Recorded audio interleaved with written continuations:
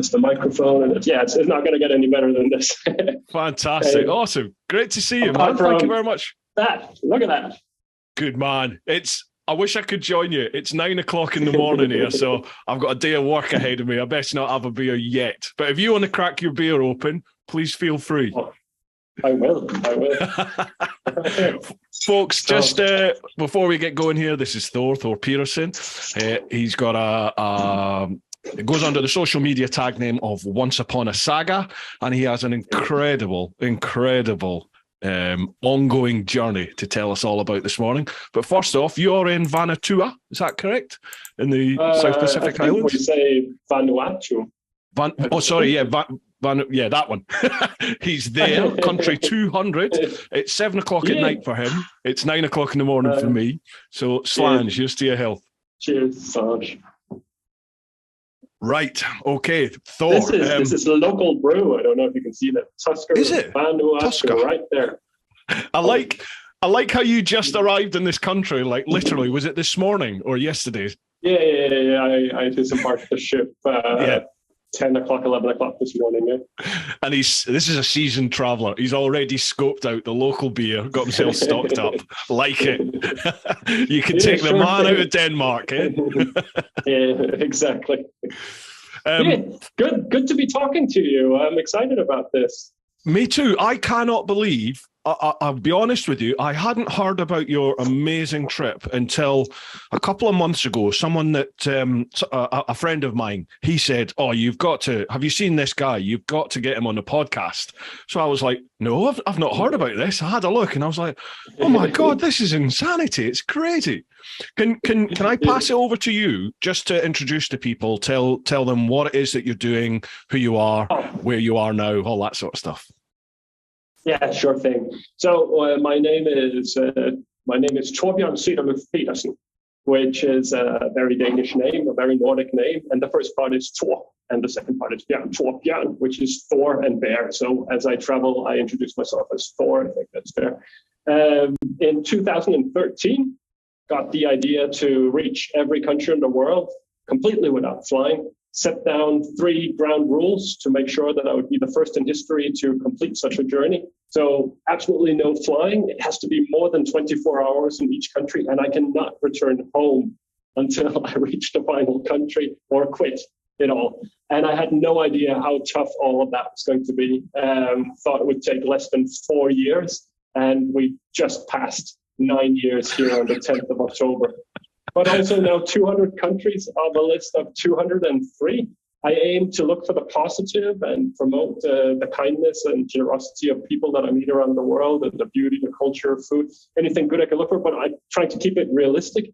I find that generally media has a very negative-driven angle, and a lot of what the cameras are usually pointing at doesn't really represent the world that we live in. So I'm trying to show a bit of what's behind the cameras, so to speak. I'm also Goodwill Ambassador of the Danish Red Cross, and I've tagged up with the Red Cross in 195 countries, I think. Wow. It's the world's largest humanitarian organization. It's pretty much in every country in the world, and I try to raise awareness and funds and ask people to volunteer and donate blood and all of that. Just get some interest in humanitarian work. And then it's a stamina kind of project. It's about grit and pulling through and reaching a goal that you set in front of yourself, and that can transfer into almost anything. So I know a lot of people out there are fighting for something, and I'm trying to shine a beacon in regards to what I'm fighting for. Mate, that's incredible. 9 years you've been on the road, and you've not been home in that entire time. 9 years. Well, that deserves a drink. Gee whiz. Congratulations. Yeah, thank you. So it wasn't meant to take 9 years, but how do you get this far in? You can't. I mean, you can't. I mean, it must just literally be on heaven on earth. I am going to tick these 203. What are you going to do if they create another one? You're going to have to. you get to 203, and all of a sudden another country appears. It's like sometimes they have breakaways and stuff. It could happen. The last time it happened was in 2011. So it's been a while since the world got a new country. if you look apart from the ones that Putin just created inside Ukraine, but those are hardly recognized.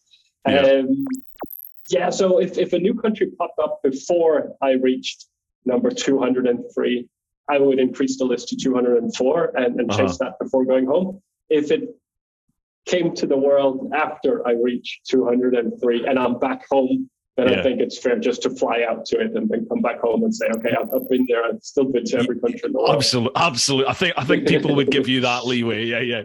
I mean, I've been doing my best to sort of do some research on you and your trip and stuff before this.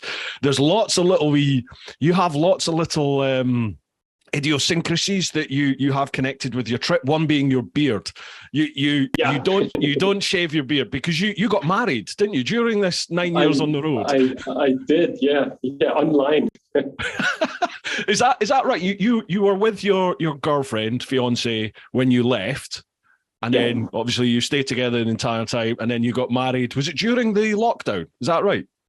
It was, yeah. So it was, with a project like this, you have to be able to think out of the box, be quite creative with your solutions. Some things are straightforward. Sometimes you can just buy a ticket and cross the border, but sometimes it gets really darn hardcore and you're in front of a wall and you need to find a way through it or around.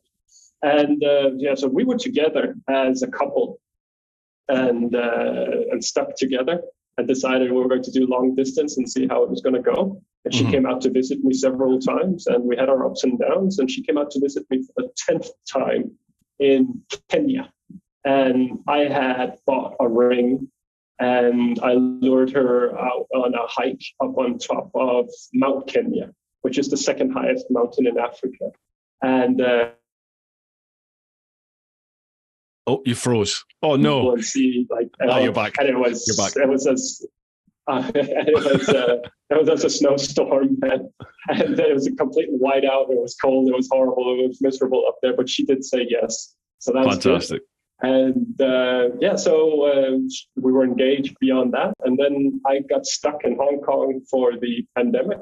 I originally came to Hong Kong for 4 days as transit between two ships, and ended up being 2 years in Hong Kong. So this beard was growing and growing and growing. I only shave the beard when I see my wife. Yeah. And we hadn't seen each other for 1.5 years. So it was a fair bit longer than what you have right now. Yeah, I bet. And we found out that you can get married online. First of all, we found out that if I was a resident in Hong Kong and if we were married, then I could apply for a visa for her, a dependency visa or something like that. And then she could come into Hong Kong during the lockdown. And I managed to get a job, become a temporary resident. And we got married online through an agency in Utah. So it was sort of a call like this. And because of the time difference, she got married on December 19th, and I got married the next day on December 20th. Wow, that's incredible. That is how. Well, I mean, this is an incredibly personal question. The reason I'm asking is I set off and did a trip. I was away for 1.5 years, and I was with my girlfriend before I left. And then we stayed together and we got engaged when I was away as well. But that was 1.5 years. How have you, 9 years. I suppose if you get through 9 years and you're still together, then you're solid as a rock. It's a really good question. I'm 43 years old. I was 43. And I was 34. Oh, no. I'm 43 now. I was 34 when I left Denmark. So at 34, I already had a career. I worked 12 years within shipping and logistics, and before that, I was in the military and so on. Okay. And during my career within shipping and logistics, I worked abroad a lot. I had a lot of projects. I worked 2 years in Libya, 1 year in Bangladesh. I worked in the Arctic Circle. I worked in Greenland. I worked in Florida, many places around the world. And the tendency was that I would have a woman in my life when I went out on one of these projects, and there would be no one waiting for me when I came back home. So I didn't really have good experience with long distance relationship. and I was worried about it, and I talked to her and I told her it's not going to be a picnic, it's work, and we need to pay a lot of attention to each other, and we'll see how we make it function. And she was game, and it hasn't always been easy. But I think a big part of it is being honest and communicating. And sometimes she's super busy, sometimes I'm really busy, and it's hard to communicate. And then we sense that things are not going the right way, and then we try to get back in and make it work. But it's wow. I don't know how. I guess she's just the right one for me, and I'm the right one for her. Absolutely. Yeah, it's that realization, isn't it? I think is when you have that connection, then it's there. No matter the distance, no matter the time, you've got a connection, don't you? And that's that. So if we rewind post 9 years ago, before you left, when did you come up with this idea, and like what inspired you to do this? Right. I came back from a project in January 2013, and I was looking for a new logistics project that I could go out and do. And the phone wasn't ringing, and I wasn't really getting any emails and any offers. And that's okay. I can be idle for a bit between projects, but I'm not used to it. And my father sent me an email in between, and he sent me a link about travelers, people who had gone to every country in the world. And through that article, I realized that it was possible to go to every country. I had no idea. I had been to 50 countries through school trips and family vacations and work and stuff like that, 50 countries. And I was 34. And so I was thinking, how many countries are there? I didn't really know. But turns out there are about 200 countries in the world. So like, how would you get to all of them? Like, how would you even afford it? You'd have to be a millionaire. And I was reading this article, and he froze again. Stunned. You're back. You're back now. You're back. Okay. Yeah, I'm sorry. I'm literally inside the bathroom. My shower is right here, and the toilet is right here. And that's because this is the only place where there's enough light. And the connection. Yeah. And the connection is through my phone, which is on the bed there behind us, sending a signal to my laptop. Wow. So here we go. We'll cope. We'll cope. Okay. So sorry if it cuts in and out. So no problem. So I realized that you could do it, and some people had traveled on small budgets, or some people had traveled on budget as small as $10 per day. I mean, with mostly with bicycles and a few flights here and there, and a tent and eating street food and whatnot. And it was just astonishing to see how people had done it. And I found that it was a really small group of people who had managed every country in the world. So I think the first guy to go to every country in the world was in the late 80s that he completed his journey, and a guy from Finland. And around the turn of the millennia, it was about 20 people who had been to every country in the world. And when I read that article, it was about 200 people, and we might be getting closer to 300, but certainly between 200 and 300 people have been to every country in the world, which is a tiny, tiny club. And nobody had done it without flying. So that stuck with me. But it wasn't like, I'm going to go out and do it. It was more like, that's interesting, but I'm too old. It's too late. If I was 24, if I didn't have a career, if I didn't have someone in my life, but it just stuck with me. And then as I was lying idle between projects, I played with the idea, toyed with it. And I was like, okay, so if I was going to do it, which I'm absolutely not, then what would my budget be? How would I do it logistically? What would I pack? What kind of values would I bring with me? What would I wear? And how time management would in it? How much time would I on average spend per country? And where would the bottlenecks be? Where would the complications arise? And you just played with it, and then eventually I was so invested that it became a thing. You had to do it. Yeah.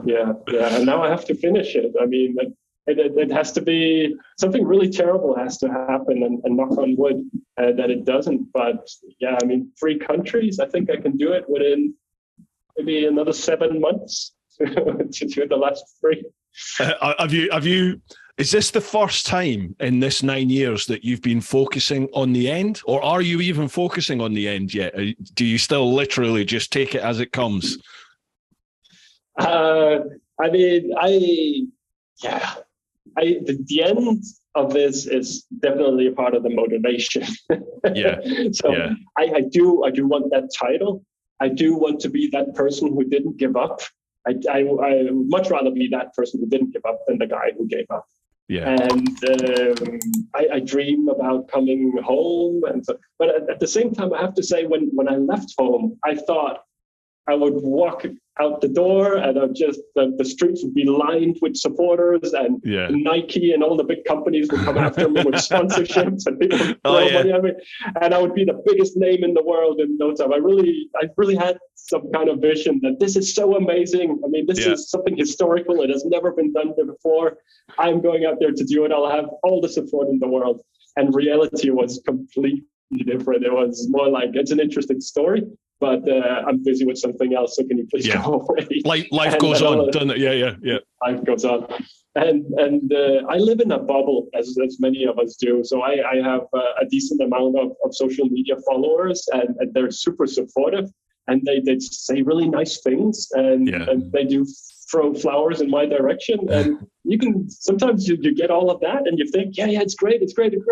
But then you're in a bus, and nobody in the bus knows who you are, and nobody on the street knows who you are, and so on and so forth.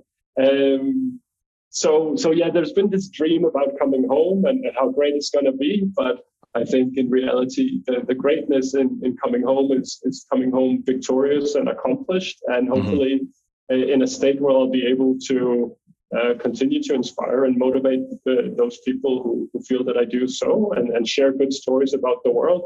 Maybe write a book. I do enjoy doing motivational speaking, and I've done that quite a lot around the world. So I hope I'll be able to continue to do that. And if it's not too late, start a family with my wife. That would be wonderful.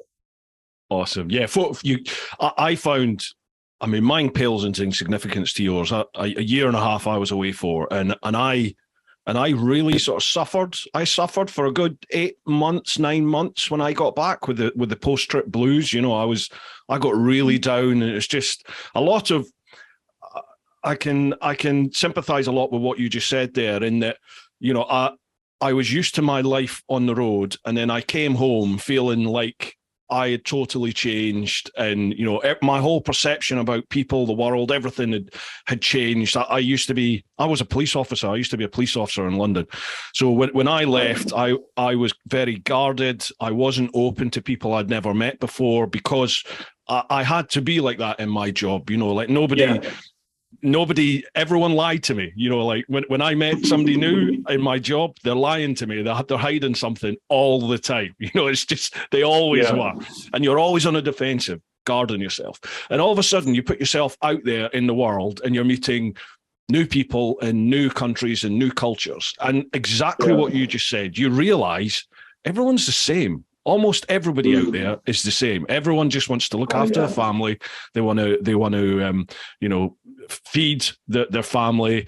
They want a nice, comfortable life as best they possibly can, and they will help. They will help you if you need help, don't they? If they can help, they'll help. Yeah. They will help, and especially if it's free. Especially if it's free. So absolutely. If it's some knowledge that they already have, they will pass it on to you. They'll point you in the right direction. They'll translate. You can actually measure how friendly people are in how much it's costing them.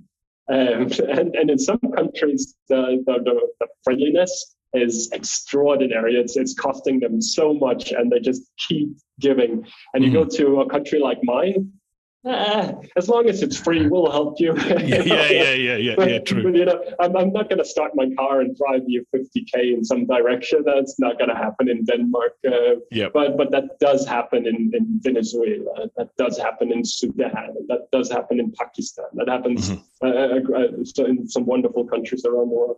But yes, spot on what you said. I mean, I preach that all the time. People are just people. And sure, you know, you might be praying to one God or several gods or no gods, and you might have you want the state to be more powerful or less powerful, and you might have your political ideologies and whatnot. But you know, that's out there. You start coming closer to who people are, it's about food and music and sports and family and people fall in love and get married and they get stuck in traffic and they complain about rain and people are people everywhere. And you do not walk into a country and everyone has 6 arms and 14 eyes. It doesn't happen. It's people, and they need to eat and sleep and all this stuff. I've never jumped into a bus and everyone was a terrorist, and my head is still attached. No one cut it off. I haven't been shot. I haven't been stabbed. It's a pretty normal world full of normal people going about with normal stuff. It's a lot of photos and selfies and social media. And back when it was Game of Thrones, everybody was doing that. And then when it was something else, they were doing that. And that's the world we live in. It's interesting. So something else that you just said, that you were a policeman, and that shaped your worldview and your persona. Because that's also something that I've been thinking a great deal about, that who we are so shaped by what we do. And I was I was in the army for 3 years at a young age, so that did shape me in a certain way. And then I got into logistics, and logistics also has a lot of structure, but it also has a lot of juggling, a lot of balls, and having a lot of information and releasing the right information in the right time, and so on. So it fits well for a project like this. And I have time and time again said that policemen, they get into a world where it helps policemen being suspicious. And that's a good trait to have. But then you bring it home and you bring it on holiday and you bring it wherever you go. Yeah, that's what I used to find with that. I remember before, one thing really sticks out in my mind. Before I met my wife back in my, in your dating days, I remember, going on a date and meeting up with a lady for the first time, and we were in Leicester Square in London. And I remember sitting there, like having a drink with her. And the whole time I'm looking at everybody else, and I'm like, he's a pickpocket, they're dealing. You know what I mean? You're like, you're not in the moment where you should be. I'm looking everywhere else, and I'm people watching, but I'm people watching in a job role. And it's like, I remember her saying to me, she was like, you're still working, aren't you? And I was just like, oh God, yeah, it's a good point. And it did totally envelop. It does envelop you as a person. I think you get too invested in certain roles that you take. So yeah, I left about 2 years ago, just before lockdown, actually, just before COVID hit. I resigned. I'd been in like 18 years, 19 years, and I've had enough. I've had enough now. Yeah. So, yeah, I'm out of that world now, and it's weird. I do feel different. I do feel different as a person for sure. But I think travel had a massive part to do with that. It did change me. Sure it did. And I never really fitted back in, once I came back. Be interesting to see how the whole point that got me onto that line of thought was just, I was thinking, wow, how will it be for you to adjust back to like normality when you get back to, I take it you're returning to Denmark at the end of it? Are you going back to Denmark? Yeah. Denmark's home. It'd be interesting, but I mean, I think you sound like you have a very pragmatic approach to things. You're obviously used to being away with work prior to this, obviously not for 9 years in one hit. No. But yeah, as you said, you have your talks and writing the book and stuff. I definitely found after about 8-9 months, I started focusing on other things. I wrote a book, I had a DVD to do, lots of stuff. I all of a sudden realized I had to, I was getting married. So you've got other things to focus on in your future lives together. So that started to help. It was almost like it's a new project. Let's focus on the next project and the next and the next and the next. Yeah. Yeah. Be interesting to see. I can follow that train of thought. Always looking for a new project. Like I'm thinking, I want to do I've done some marathons in the past. I'd like to get marathon fit again and do that in the future. Maybe I would like to do some adventurous ones around the world. Maybe I would like to do this. Maybe I'd like to do that. Maybe I'd say so and so and so and so and so. It never ends. Your wife is like, no, you're staying home for a while, please. Stay here. Give her about a month and she'll be like, right, go on, bugger off, go somewhere else. Quite possible. She'll put me in chains. Thor, the way things work on this podcast is I put out on my socials to say who the next guest is, and then people have the opportunity to pose some questions for us to chat through. And sometimes they're related to what it is that you're doing. Other times they're totally random. They're quite obscure. They just get us thinking and talking. Are you okay for us just to start going through them? Right. Awesome. Absolutely. Sure. Okay, so first off, we'll head across to the clan over on Patreon, patreon.com/TeapotOne. First one, Ross Deasley. Hi, Thor. I've been following your journey for some time now. A massive well done to you. My question is, what was the best situation where you thought, no one is going to believe this? And also, what and where was the best meal that you've had? All right, so most unbelievable moment that you've experienced so far. That's such a good question.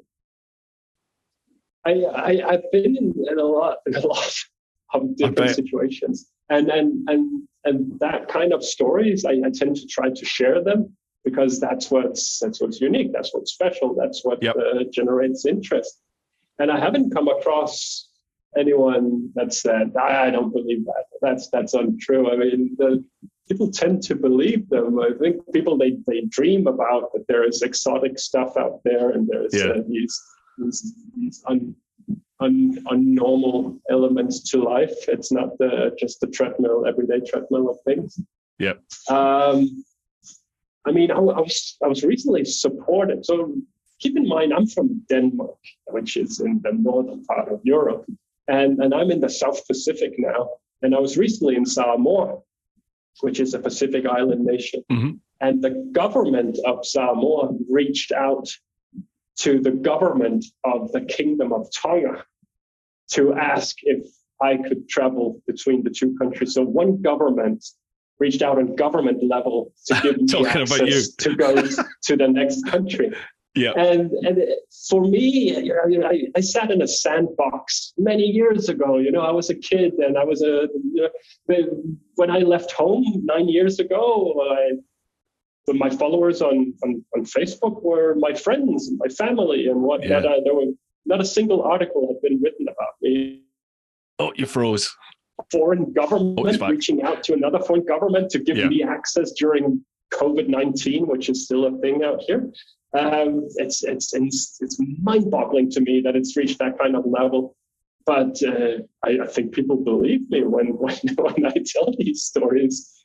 And then in terms of food, the world is full of good food. I think that I haven't been to a single country where people worship bad food. Everyone wants to make food as good as it can possibly be. And they have generations and generations of finding spices and finding out how long they have to boil it and so on. So I've had good food in every country in the world. But some of the food that I dream about, which I haven't had for a very long time, is in Central Africa. If you think of Africa with the bend, so in there in the bend along the coast, the fish, and then on the streets, you'll find these mamas that are grilling the fish, and the air is full of smoke, and in the evening it looks brilliant, and they serve it with manioc, which they cut into small pieces, and then there's some secret sauce, and there's some chili and some garlic, and you eat it with your fingers and just peel the meat off the fish. It's so good. And then I haven't really come across it. I mean, you can get fish anywhere, but not in that way and not that quality as in Central Africa. Where's that? Is that like is it Gabon, Nigeria, that sort of area, right in the corner bit on the west? Is that the bit you're talking about in there? So you have to go a bit east of Nigeria. You'd probably also get in Nigeria though, but definitely in Cameroon. Cameroon, Gabon. You're right about that, Gabon. And in between Equatorial Guinea as well. Gotcha. Yeah, Africa's somewhere on my trip. My original plan was I did on a motorbike. My original plan was to ride down the west, basically try and circumnavigate all of Africa. But I got as far as well, it didn't quite go to plan. I got as far as Mauritania and then just got caught up in a whole load of issues that were going on at the time. And I got to Dakar in Senegal and then had to come back to London for a bit and then go. So I basically missed out a huge chunk of Africa, and I want to go back and finish it one day. It's sort of eating away at me. It's like, I've got to get back there and do it. So yeah, I'd definitely love to go back and do Africa. I hear nothing but great stories about it. So yeah, I've got to get back. Yeah, you'll have every type of story to tell after a journey like that. I came across a couple of Austrians in four-wheel drive who had a project which in German, but in translated would be down and up. And they were doing exactly that in a four-wheel drive. And then they pretty much made it, but then they got into an accident. When they were coming up somewhere, maybe Sudan, I think maybe Sudan, maybe it was before Sudan, maybe Ethiopia. But they got into an accident where they totaled, like they were lucky to get away alive. And they just called it quits. But yeah, they did quite well. And I know people who've done it on bicycles, push bikes. So all sorts. They make it through. But if you want to make it easy on yourself, you do the East Coast down, and then you feel confident because you actually got like from the north to the south. I mean, if you want to do the West Coast, there are a few countries you have to go through and you might not get the visas.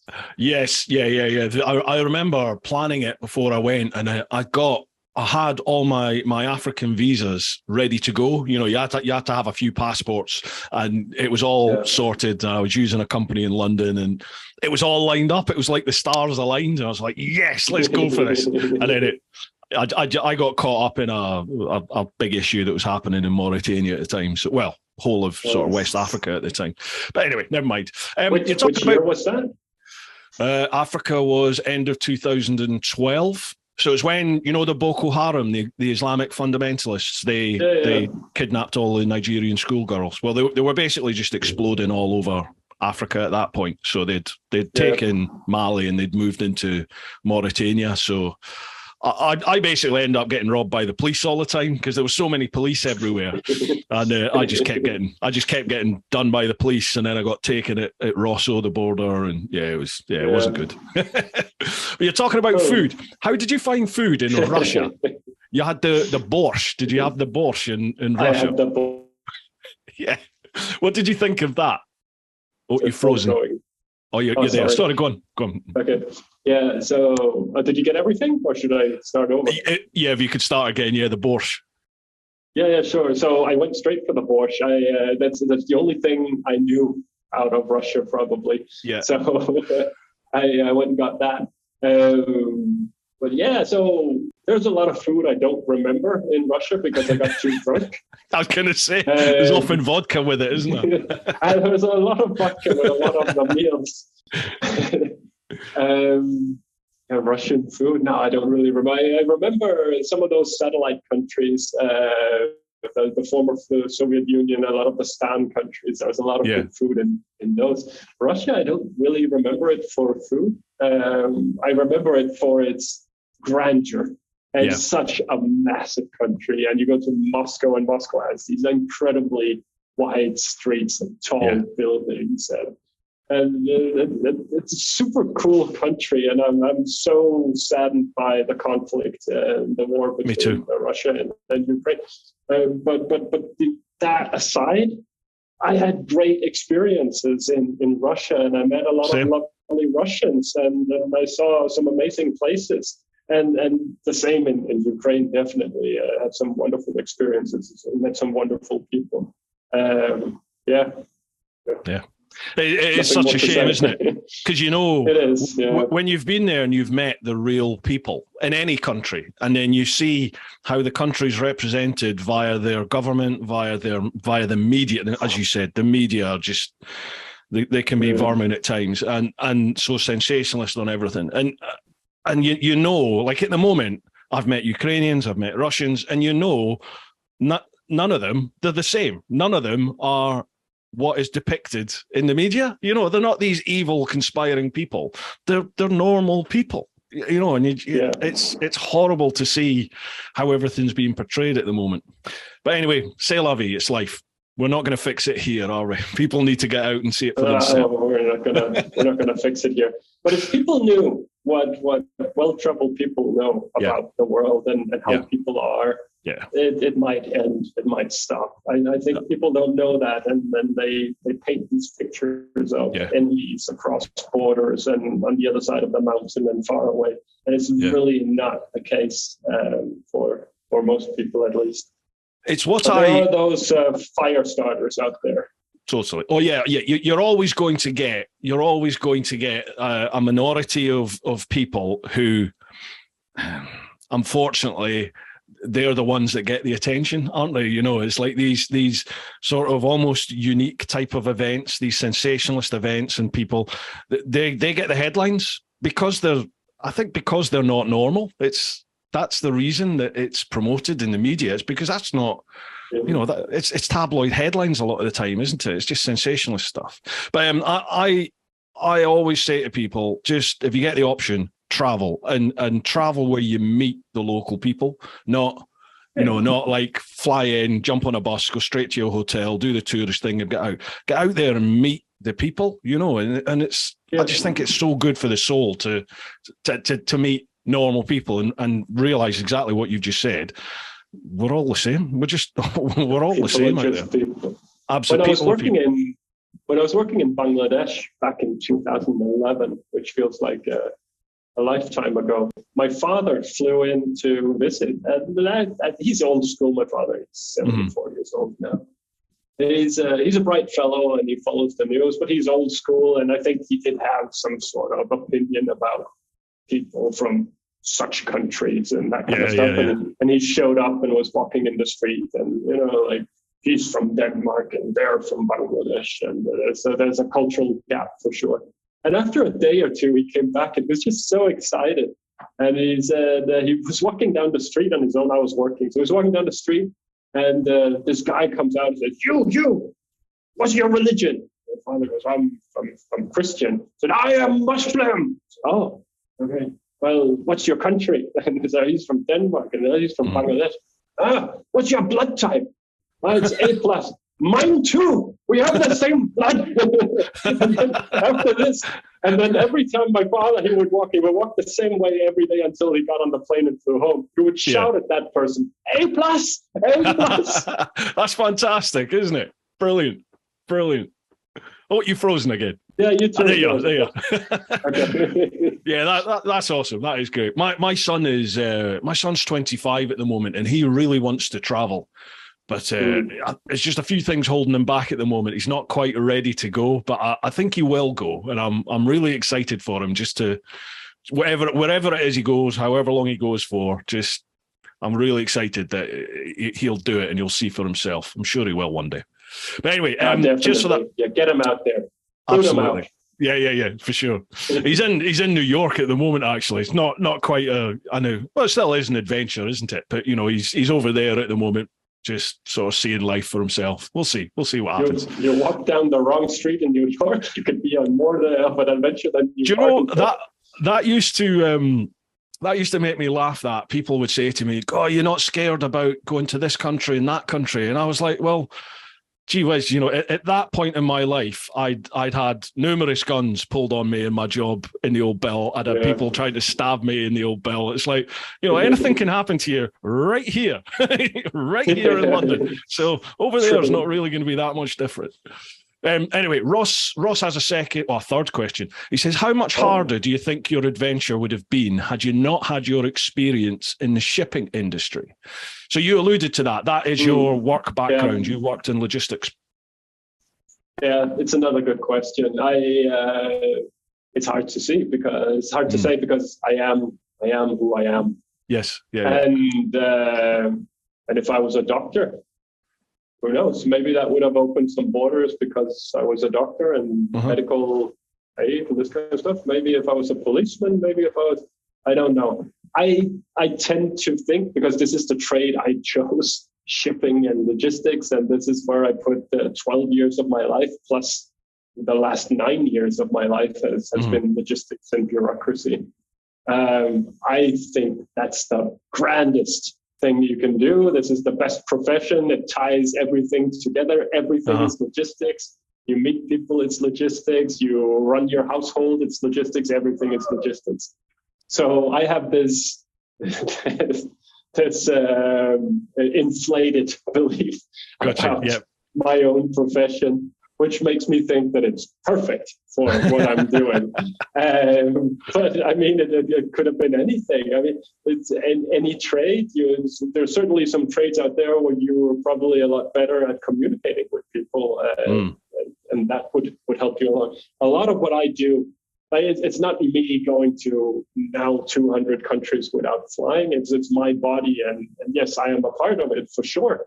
But I'm being carried and pushed through and helped and assisted by thousands and thousands and thousands of people who can assist and help and want to be a part of the story in so many different ways. So it's really, if I get to the final country and I go, I did it. I hope someone is there with a shovel ready to. Yeah. It's not just you. Yeah.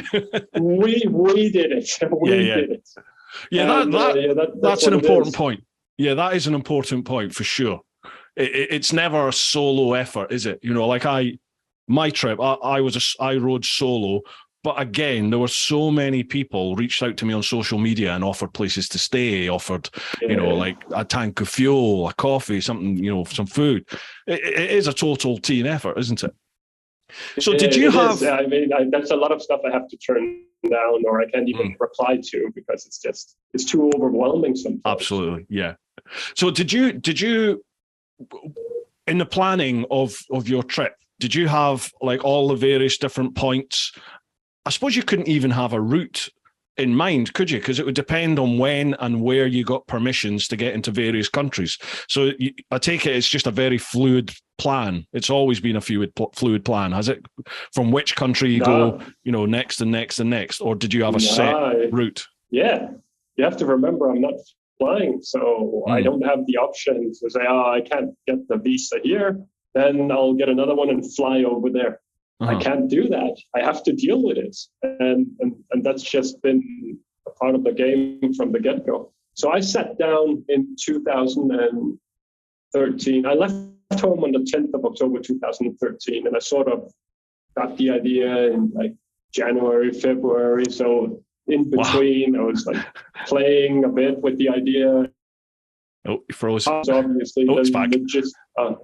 Okay. A part of it was obviously the logistics of it all. So I had a world map and a red pen and a blue pen, and I did two different routes.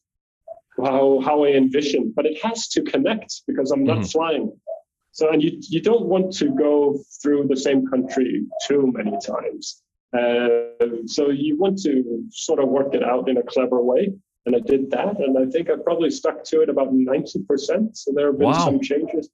Especially within the Pacific, there have been some changes because my thinking in 2013 was that this island is closer to this island and then closer to this island and then this one. So I'll go like this. But you have to think about who has trade and where is the mine and where is the stuff going and how do the ships connect and this kind of stuff. And the distance within the Pacific is so great that hoping to accomplish with a sailboat, I mean, unless you have your own, I don't know how to do that. It has to be container ships. It has to be these working ships, and they just draw the routes. And sometimes it's up here to get down here. And so when I got to Singapore, I met with some shipping experts, and they looked at my plan and they went like, yeah, good plan, let's redo it. And then the pandemic hit, and then with the pandemic, I mean, on the other side, we're sort of at the, I don't know, they still say there's a pandemic, but it feels like we're getting out of it slowly. But I mean, if I went to Tuvalu right now, I would still need to do at least 2 weeks hotel quarantine, so we're not out of it yet. And I'm still PCR testing every time I'm going on a ship. I can't get on the ship if it's positive. But yeah, so when the world started to open up and the Pacific, which is the last part of the world to open up, slowly open up, it was all about which country has opened. Can I get to Australia now? Okay, let's go to Australia. So on.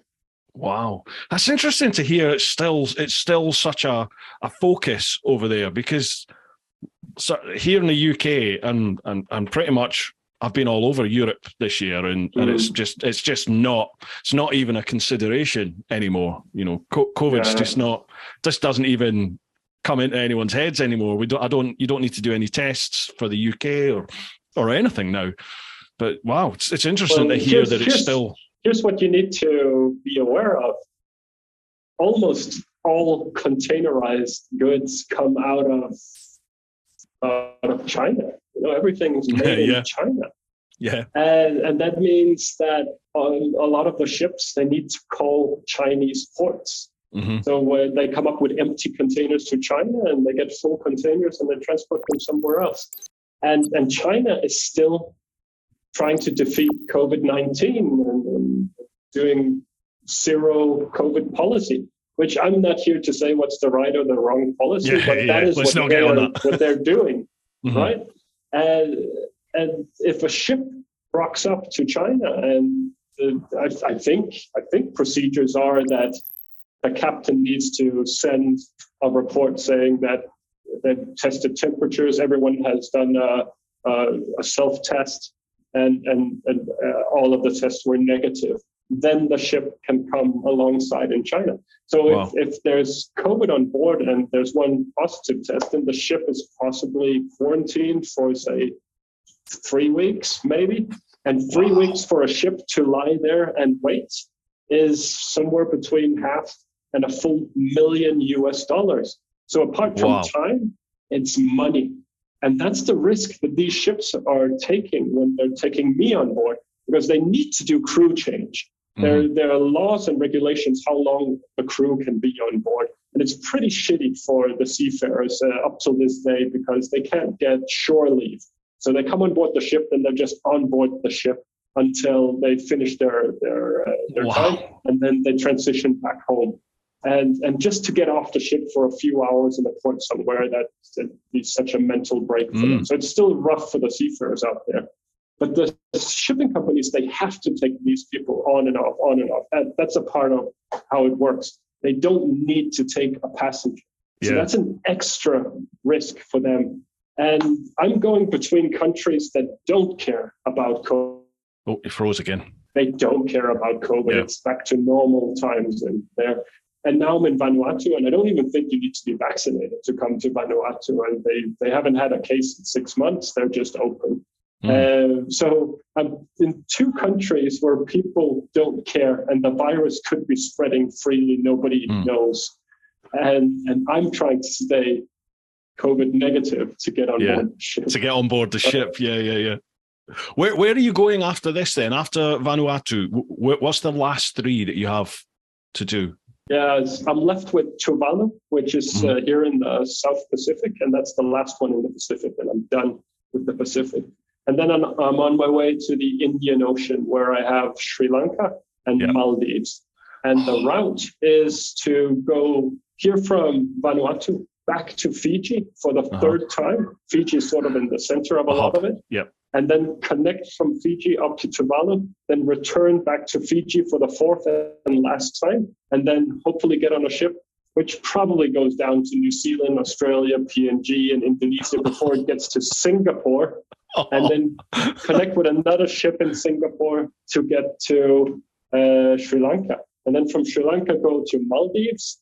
And then if I want to go home without flying, then I would have to return to Sri Lanka again and connect with a ship probably up through the Suez Canal. And then any port I hit in Europe, I can be home within a couple of days. Excuse me for interrupting, folks, but it is sponsor shout-out time. And this month, we have a new sponsor. Welcome to Travel Escapes. Now, I've got some blurb to read out. Travel and Escape is an independent travel agent. They are ABTA and ATOL protected for your peace of mind. For hassle-free, tailor-made holidays from staycations, day experiences, cruises, luxury holidays, and so much more. You can find them all on the socials or book directly online using the link. Now, folks, I'll leave all their socials and a website link down below. Make sure you check that out. If you're watching a video, have a look at the description. If you're listening to the podcast, check out the show notes. There will be hyperlinks there.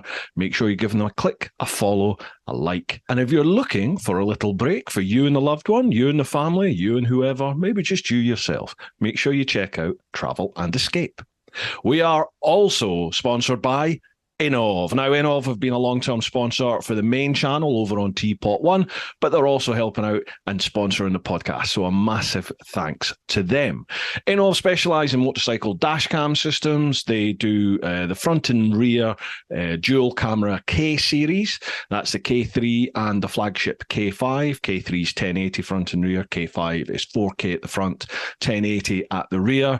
The K5 also has much faster Wi-Fi. So both the K3 and K5 utilize a mobile app where you can view your footage, you can change settings, you can share on socials, you can have a look at your GPS overlay, all this sort of stuff. Both do the job if you just simply want a dash cam. If you ever get involved in an accident, the first thing your insurance is going to ask is there any CCTV? And obviously, if you have one of these systems fitted, then you can turn around and go, yes, I do. And if you head to innov.co.uk and use the code TEAPOT, you'll get 5% off of all Innov and Technologic cameras. So a massive thanks to Innov. And lastly for this one, we're also sponsored by Ultimate Add-ons. Now, Ultimate Add-ons, they make dustproof and shockproof mobile phone cases and action camera mounts. They will fit just about every single bike out there. Me personally, I always use the Helix strap mount because it means I can easily attach that to just about any bike that I'm riding at that time. I can jump on and off bikes and just easily unscrew the strap, whack it on the next bike, tighten it all up, and off I go. It's very versatile. I've had no vibration issues affecting my camera using the Helix strap. That's the one that I will stand by and swear by. Been using it about 5 years now. So again, if you head to Ultimate Add-ons, so that's Ultimate with ADDONS, ultimateaddons.com. If you use the code TEAPOT110, so TEAPOTONE with the number 10, you'll get 10% off all Ultimate Add-ons. Okay, that'll do us for now. Let's get back to the podcast. So do you think, is that your plan then? Is the plan to return home having visited every single country without flying, or is it I'll get to the final country, Maldives, and then fly home? Surely you've got to do the no flying one. Well, I don't know. It depends. I like this kind of stuff. I like doing a podcast interview with you, and I smile and I'm engaged and so on. And I'm engaged when I meet people on the street and I smile. And but in between, I can get pretty moody. And it's 9 years is such a long time, and it's a long time of waking up to something that has to be accomplished before you can go home, or you quit all of it. And that's such a mental thing. So if I do nothing, then I'm in Vanuatu for the rest of my life, or until they deport me on an airplane, right? Mm-hmm. I have to do something to move on to the next. And I've been waking up to having to do something for an eternity. So I'm so over it. I'm so over it that I'm pretty happy because now I'm in Vanuatu and it's touching over 200. And there's light at the end of the tunnel and there are 3 countries left, but I'm so over it. I'm so worn out. And if I get to the Maldives and I still feel like this, that was every country and I didn't fly. Yeah. Okay. Airport. I'm home. Go home. Yeah. Champagne, airport. Go. Let's see. I would really like to stay true to the project and say, in the spirit of the project, I will return home over land and sea and close the circle. But it's not a necessity. Yeah, I get you. I 9 years. That's incredible. I remember being about a year in, just over a year in, and I had about 4 or 5 months left, and I was coming up through South America, and I was just at a stage that I can sympathize with you with what you're saying, because I was like, I'm ready to go home now. I'm just like, I've had enough of living in a tent. I've had enough of being on the road every single day. I want to get home. I want to sit on a couch in my pants, watch some TV, that sort of stuff. And I remember I I really battered my way through South America, Central America really quickly. And I got to America, and it was like I was almost like reinvigorated, because it was some sort of normality that I could associate with. You know, America was quite similar to life in the UK, and all of a sudden I had this love for travel again, and I was like, oh, I don't want to go home now. I want to stay on the road. But it's like, I remember that bit where I was just like, get me home. Oh yeah. How long have you got, Thor? Because we've been on for an hour so far. How long do you have? And we can keep going. Yeah. Yeah, cool, awesome. Because we've still got quite a few questions here to get through. Okay. Right, next one. Cheers for that, Ross. Next one, Biker España. Great guest as usual, Bruce. Keep up the effort. My first question: having visited almost all countries, which one would you like to live in permanently? Okay, you froze for a bit, but I think I got the question. I would like to live in permanently. I would permanently like to live in Iceland. Is a good one for me. Okay, why is that? It's because, so here's the idea. Let's say I cannot return home to Denmark, and I have to I'm forced to find somewhere else. Then Iceland sort of has a similar culture. It's a very modern country. I like that it's small and a small population. I'm not much of a big city guy and millions and millions of people and busy. But they still get the newest movies as they come out, and the newest iPhone and the newest this and this and that. People are really friendly. There's a lot of adventure to be had in Iceland. It's a gorgeous country. There are volcanoes and glaciers, and it's amazing. Geysers shooting up. But the main thing for me about Iceland is the mentality. So what I think that I have noticed for most countries around the world is that you're born and put on a conveyor belt of life. And you clean your room, and you help your mom, you go to school, and you do your homework, and you finish your education, and you get a job, and you meet someone, and you get married, and you get a cat and a dog and a piano, and you pay your pension, and you advance, and then eventually you die, right? And if you had a dream which was off the conveyor belt, which could be you want to be an actor, or you want to be an author, or you want to be a singer, or you want to be a sports, an athlete, or something like this, then you're told by your environment that that's too unsafe. Stay on the conveyor belt, get the job, get the education, get all of this, and then you can have that on the side. And if that develops, then sure, go for it, but go with the safe bet first. Yeah. And I think in Iceland, they're more on the unsafe bet. And that they're more like, sure, you want to be an author? No problem. I know a publisher. I can put you in touch with that person. I actually have a spare guest room. You could stay there. That will save you some cost and give you some quiet to write your book. And like there's almost like a supportive foundation in Iceland for the unnormal, the less normal stuff. The creative. For the creative. And I think we saw that a few times with Iceland when they were suddenly financial geniuses. So they went from being primarily fishermen back in the day, and then they were all financial geniuses, and then they were building and investing, and suddenly it all crashed, right? And then they were able to get up on their feet again really fast, and they actually sent irresponsible politicians to prison, which never happens, and financial personnel to prison and that kind of stuff. And they got back on their feet, and they continued. And a few years ago, they were in a football tour and soccer tournament, and they just kept racing forwards. And I don't think they won. It was some international. I don't know if it's a European championship or world championship, but they just kept beating teams that they were not supposed to be able to beat because they're a country with 300,000 people. But I think it was just the mentality. No, of course we can win. If that's what we want to do, we'll win. We're the best. We'll just go at it. And so I like that about Iceland. Another country would be New Zealand. New Zealand is just really delightful. Never been? Oh, you should go. No, never been. You would have a great time on a motorbike in New Zealand for sure. I've done a bit of biking myself.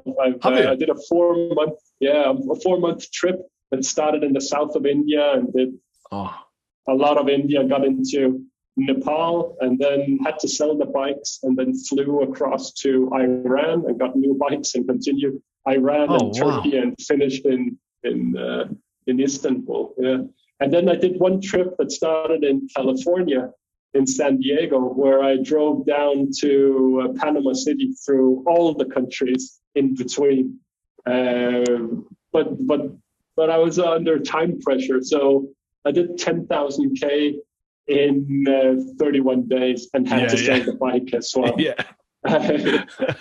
But yeah, no, New Zealand would be great on a bike. It's gorgeous, and the mountains and the shores, and people are friendly. Small population.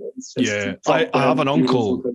I have an uncle who emigrated out to New Zealand about 35 years ago now, and he's English. He's from my mum's side, but he came up to see us in Scotland before he emigrated.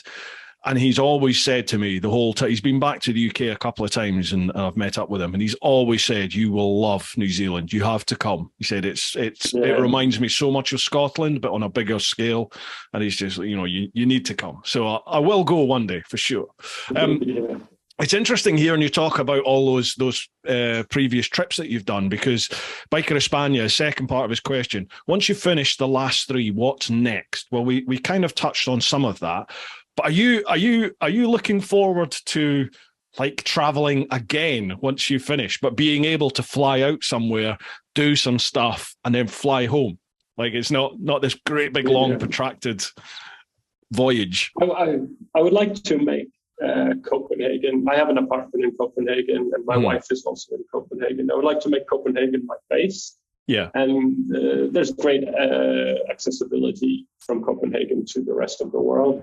And at the very least, you can easily fly to the UK and then connect from the UK to the world.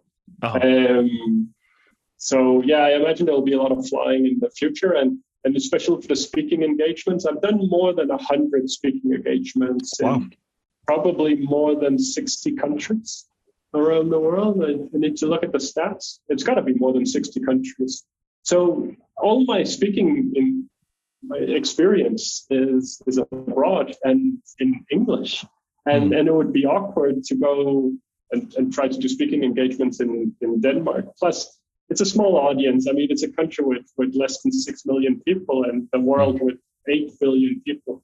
So I hope that a lot of my speaking engagements would be. I'm flying to Tokyo this weekend, that kind of stuff. I hope I could build up something really, really good. And let's see. So that's a part of the plan. But yeah, as I mentioned, I'm coming home. I'll have to see friends and family. I'll have to find a way to keep this project alive. So it's not just 14 days of interviews and interest, and then it dies, and then it's the next thing. Yeah. So the book is something I really want to do, and then once the book is out there, I think that will also help with the speaking engagements. And I think I have enough connections to get those speaking engagements. We'll see how much income I can get, but yeah, I'm hoping for this. Maybe I'll get this. I have a podcast idea as well, which I might want to pursue. I think it could be interesting. But yeah, see if I can start a family with my wife. We're at the end of the time spectrum, So we've spoken to professionals, and they said it's not too late. But you can't delay it at all. And she's on the other side of the planet, but she's arriving here on Friday, and this is coming off tomorrow. I just kept it for you. Is it? I just kept it for you. Otherwise, I would have trimmed it earlier today. It's coming off tomorrow. So let's see if we start a family. And I do want to get marathon fit. I would like to be one of those old geezers that show up at marathons in Berlin and London and Boston and New York. And you look at them and go like, wow, amazing, that guy's running a marathon. But where you're just constantly marathon fit. So like you can sign up for any marathon and go out and do it within a month's notice. Yeah. Not a marathon runner. Yeah. Yeah. I was thinking about something when you were talking there about, life after this adventure. And I remember for me, my trip, I'm known as TeapotOne. That's what my trip was called, TeapotOne. It's my sort of brand. And in my head, TeapotOne was the round the world trip. So when I finished, that was it. It was done.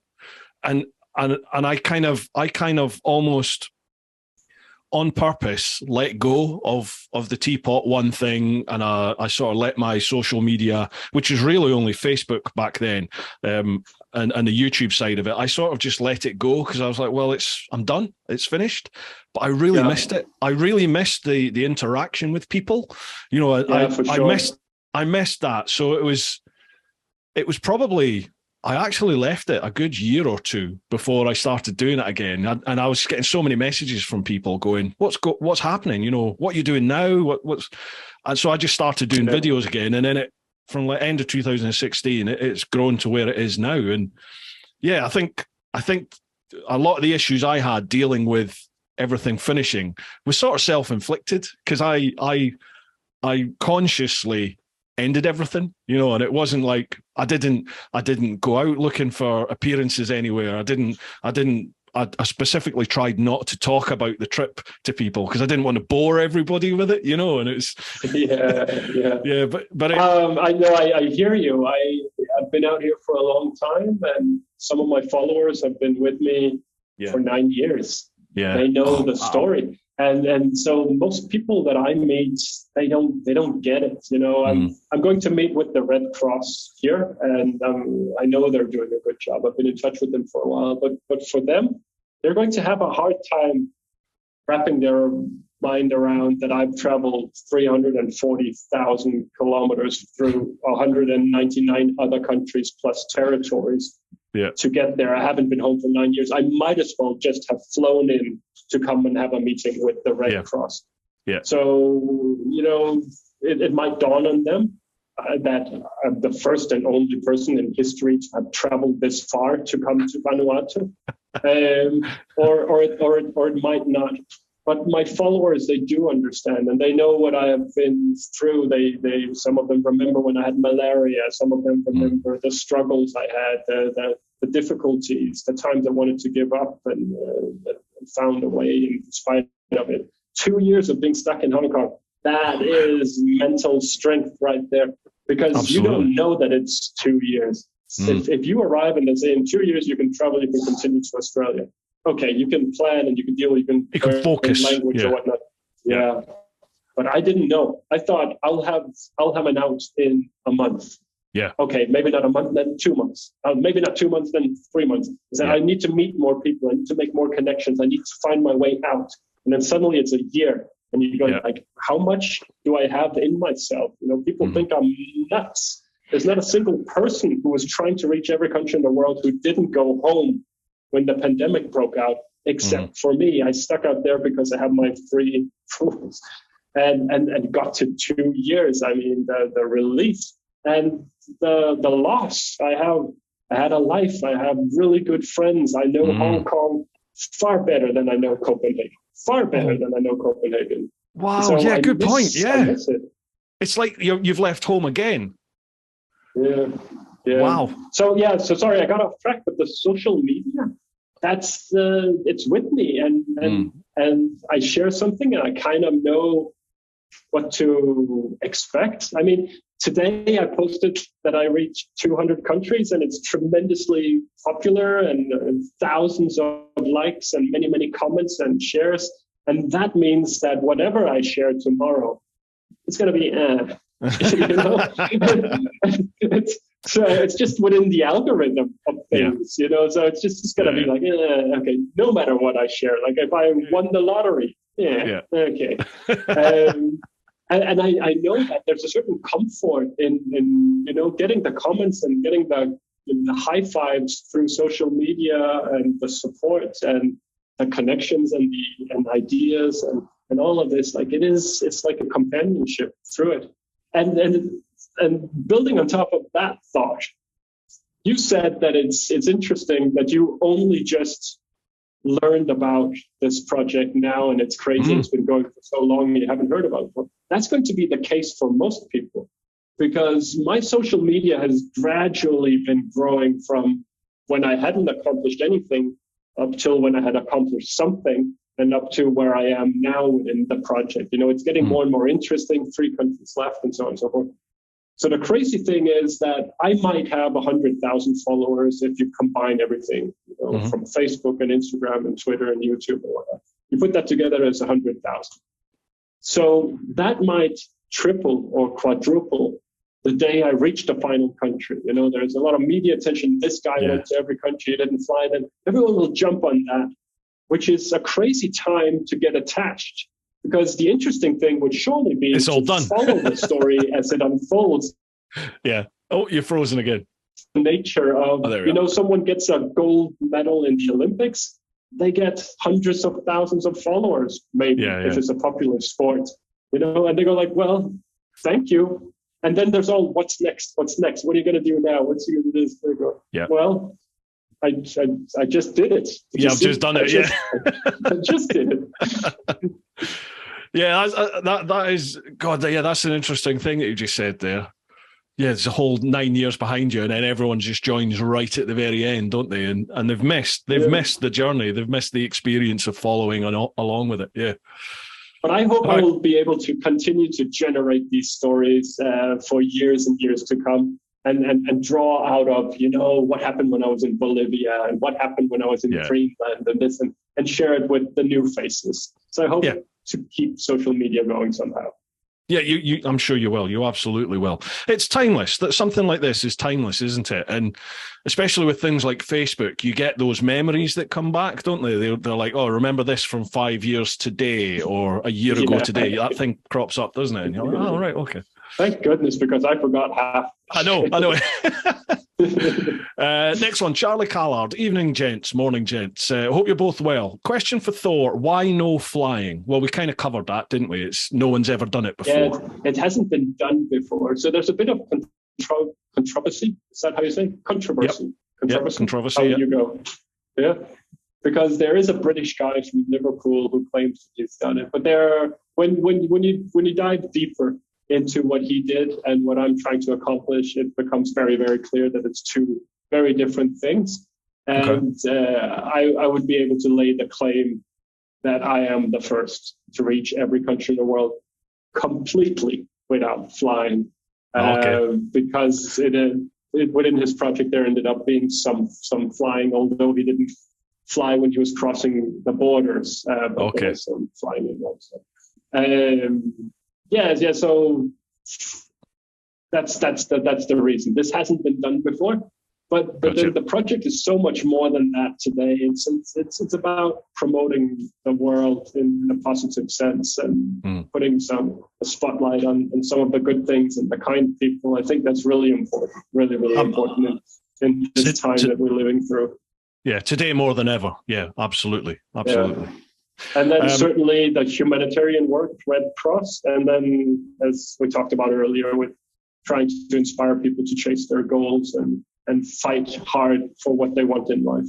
Me again, folks, just a short one this. We are also sponsored this month by the Influencer Store. If you go to TeapotOne.com, you'll go to the shop, check out any of the merchandise that I have available. That is all handled by the Influencer Store right here in the UK. I've got a quick bit of blurb to read out for them, and that is, the Influencer Store helps you build your brand big or small, providing you with a solution and apparel. We help you to increase your fan base while supporting you with starting your own influencer clothing line with nothing more than just an idea or design, and there are no hidden costs. For more info, come check us out at theinfluencerstore.co.uk or drop us an email at online@influencerstore.co.uk for more information. Make sure you check them out, folks. Head to TeapotOne.com, head to the shop, and you'll be supporting both the TeapotOne channel and the podcast right here if you buy anything from the merchandise. So a massive thanks in advance to you, and a huge thanks to the Influencer Store.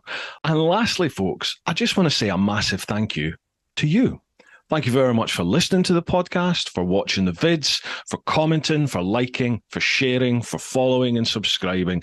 It all is a massive, massive help. We're on a bit of an upturn at the moment. The podcast is gathering momentum. The channel is certainly doing really well. So a huge thanks to everybody who's been involved with that. If you want to go that extra mile, then you can always buy some merch over at TeapotOne.com, or if you really want to get committed, you can join the clan over at patreon.com/TeapotOne. All links for everything are down below, folks. I appreciate any support in any form you can give. All right, then. That's enough with the beg and bowl. Let's get back to the podcast.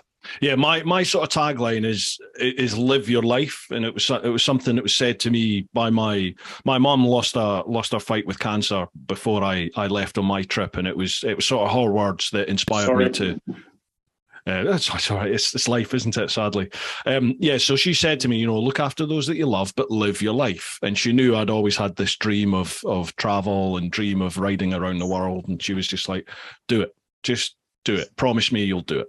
So my tagline is live your life. And that's something I try and promote through my videos, through this podcast, like getting people like you on with positive messages to hopefully inspire people and convey to people that don't believe the bullshit that you're fed through the media and the news, the TV and stuff.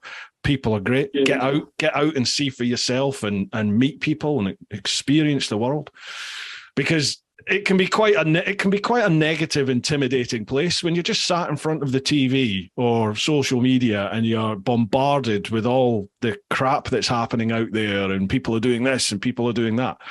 The real world's not like that, is it? As you said, people are out there just getting on with life, wherever they are, for sure.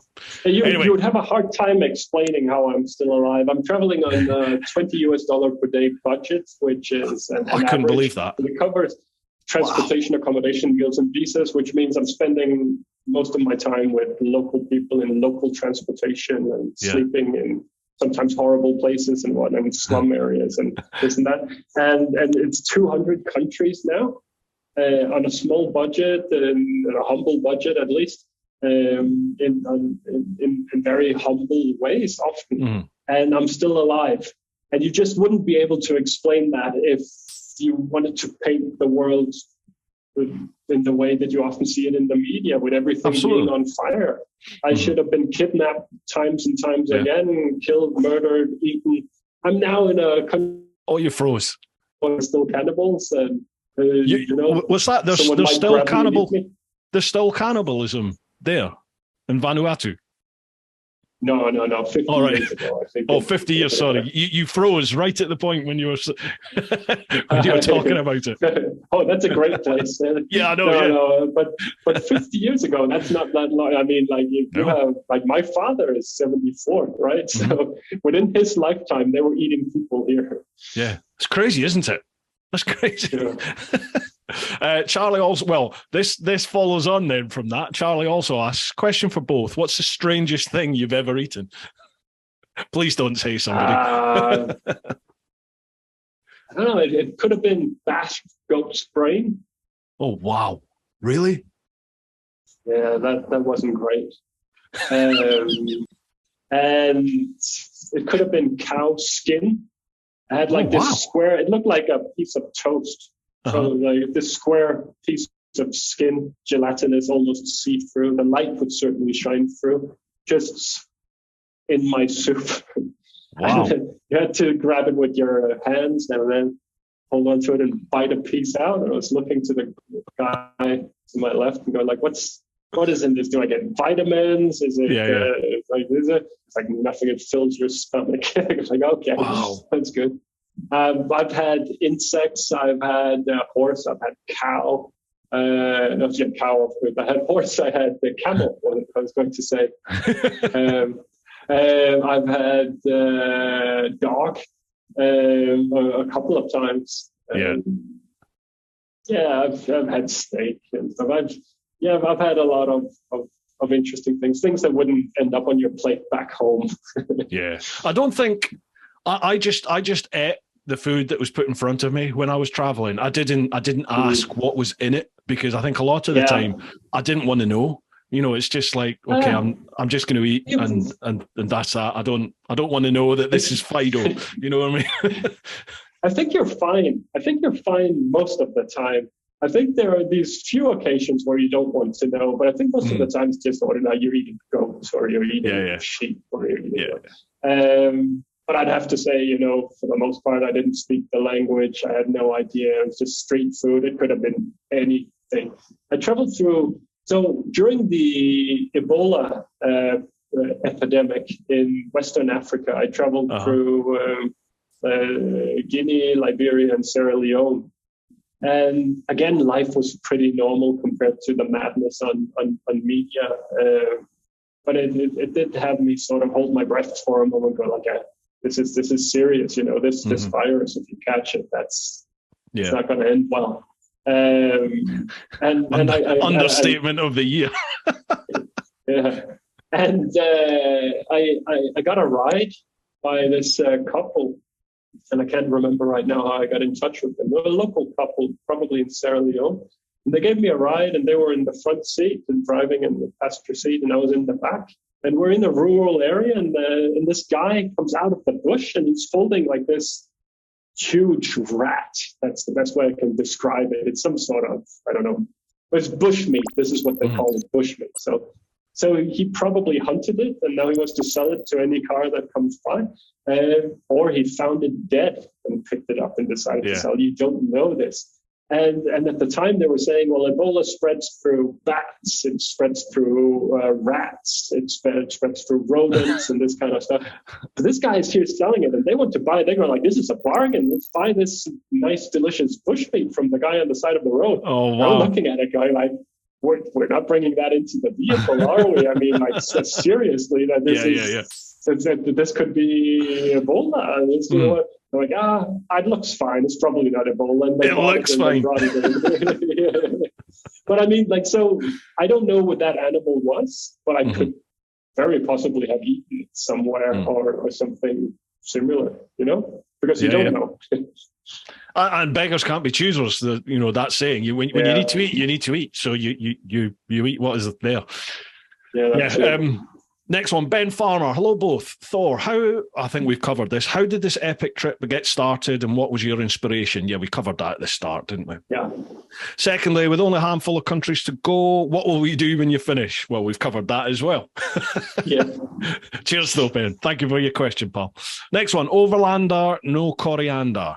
Probably none of the 3 countries you still have to visit is next to the country you call home nowadays. Will you be flying back after your last country? We covered that one as well. Sorry, I try not to pre-read the questions beforehand, just so it's fine. There is much of a surprise to me. It's a pretty good recap as we go. Well, yeah, for sure.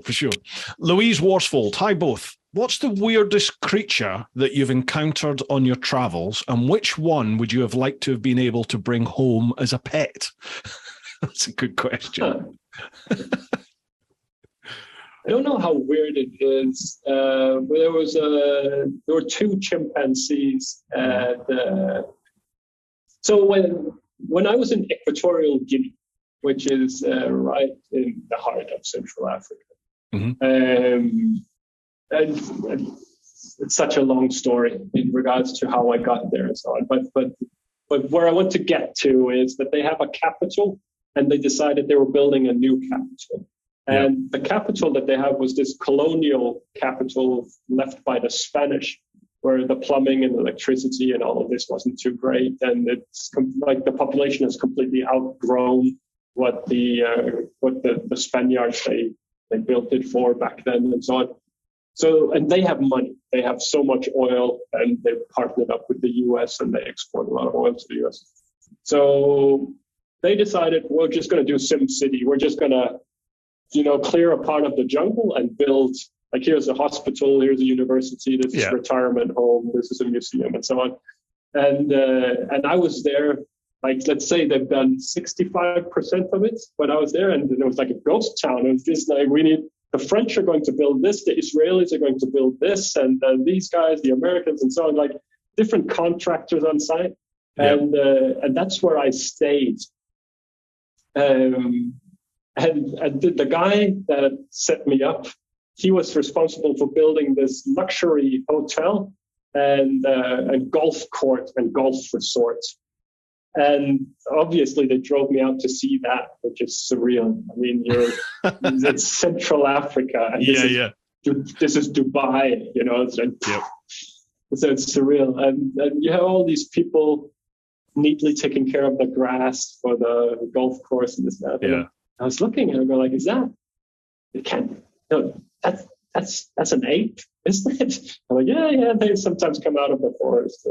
And there were these two small chimpanzees, and they were not shy at all. So there was a possibility that they were taken when they were very young, and they've been living with humans. And then when they grew too big, the humans let them go. It was something like this. But they were certainly accustomed to humans, and they were not shy. And they came and they were playing with me.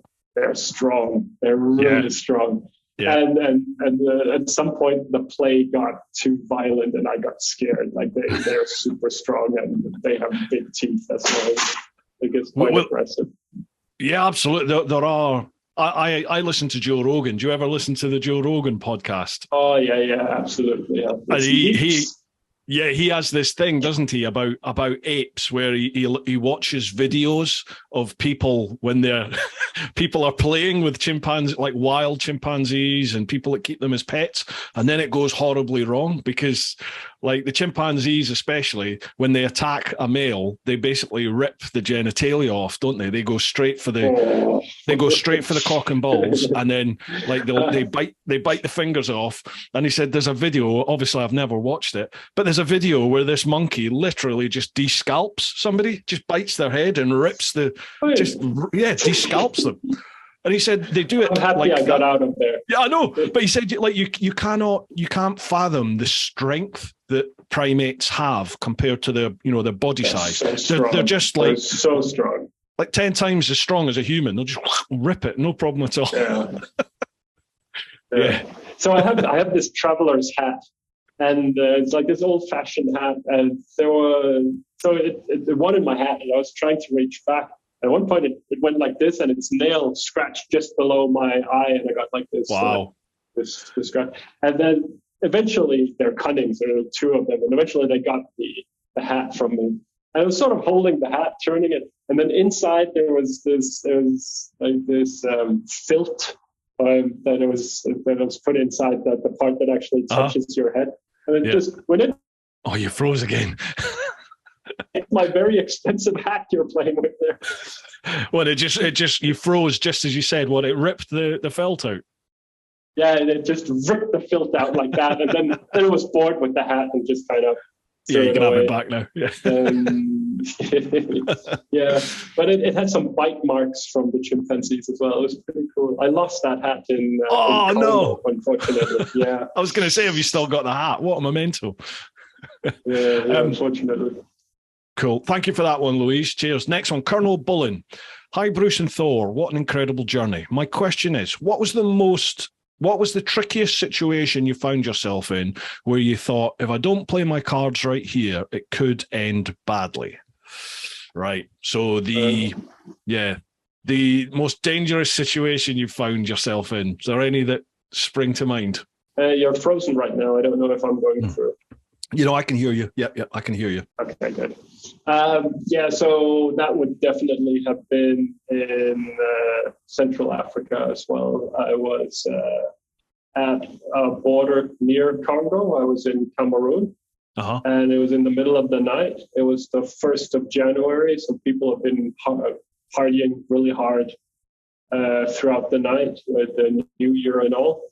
And a lot of people were drunk and a lot of people were happy and so on. But in this particular situation, I was with a taxi driver. We've been going down a dirt road for hours and hours and hours without seeing anyone. We're in a jungle or forest or what we want to call it.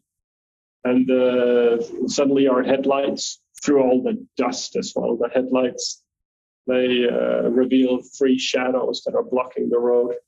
And we slow down for that. And they are uniformed, and they are armed to their teeth, and they're drunk out of their mind.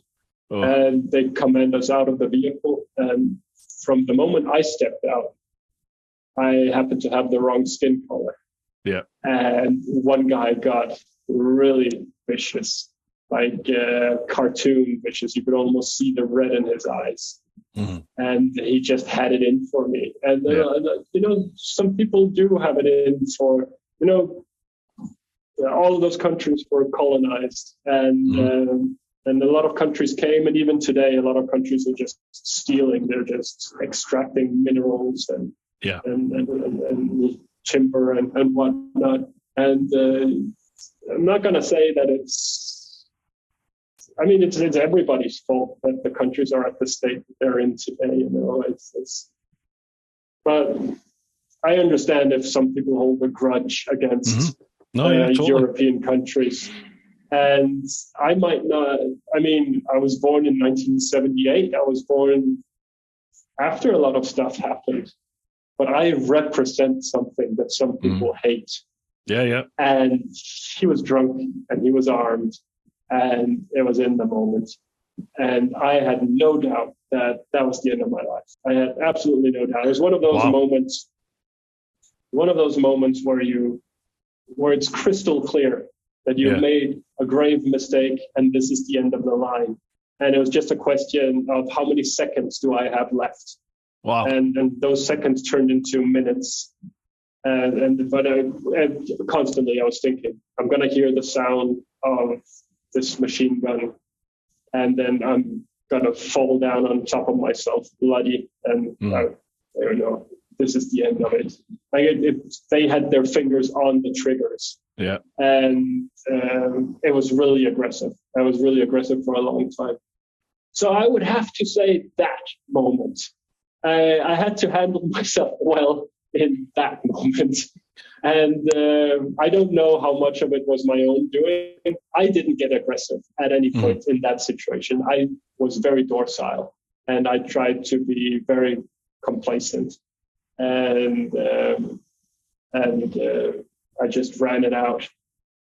But eventually they let us go, the taxi driver and me. And I don't know why. I don't know what changed that they suddenly let us go. Maybe they got tired with it. Maybe they wanted to drink something else, but they let us go. Did that have any effect on you in that I had a similar experience at the Rosso border? I got taken by a gang and hell for a while, and they did. I remember them playing Russian roulette with an AK, like racking the gun, putting it in my head, pulling the trigger, all this sort of stuff, and laughing about it. And literally, like 1 minute they'll do that, and the next minute they'll come up and give me like a cold can of Coke. It's like good guy, bad guy, and it was all to try and get money out of me because they know as a traveller you have money, and when they're asking for money and you say no, right? Well, they know that you've got it somewhere, and I remember. After all that, again, I think they just were satisfied that they'd got all the money that they needed and they just let me go, and that was that. But I remember after that, I had this feeling of, okay, that's as worse as it's going to get then, so let's crack on. Nothing's going to stop me now. I almost felt invincible after it. Did you have that feeling? I'm sorry, the connection is terrible. Oh, right. You're frozen and all your speech is hacked. Oh, can you hear me now? Can you see me now? I don't know if I'm going through, but you're frozen and I'm not hearing a single thing. I haven't heard anything for a minute now. Right. Okay then, folks. We're gonna stop this now, and I'll try and get a part 2 in the future. Hope you've enjoyed this one. Keep doing your thing. Keep looking after those that you love. Get on out there whenever you can. But most importantly, live your life. Woo-ha!